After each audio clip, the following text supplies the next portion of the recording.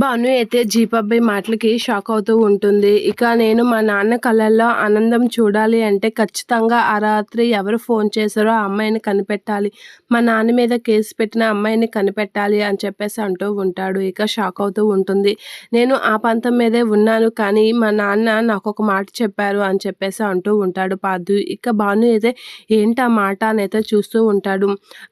ఎవరో అమ్మాయి గురించి నువ్వు మనశ్శాంతి కోల్పోయి ఇంట్లో నువ్వు ప్రశాంతంగా, ఆనందంగా లేకపోతే ఎలారా?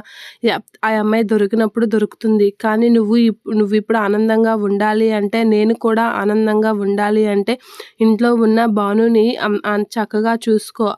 ఈ ఇంట్లో ఉన్న ఆ భాను అమ్మాయిని బాగా చూసుకుంటే చాలు.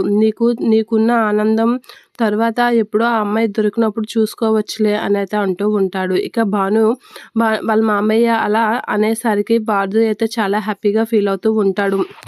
అమ్మాయి దొరికినప్పుడు మా నాన్న కళ్ళల్లో ఆనందం చూసే కన్నా నిన్ను హ్యాపీగా చూసుకుంటే మా నాన్న ఇంకా సంతోషిస్తారు భాను. అదే నాకు కావాలి అని చెప్పేసి అంటూ ఉంటాడు. అందుకే నేను అమ్మాయి గురించి ఆలోచించడం మానేసి నీ గురించి ఆలోచించాలనుకుంటున్నాను అని పార్థు అనేసరికి, అమ్మయ్య, మామయ్య చాలా మంచి పని చేశారు. ఇక కొద్ది రోజుల వరకు పార్థు జీపబ్బయ్ కోపాన్ని నేను చూడను. ఇక తన ప్రేమనే చూస్తాను.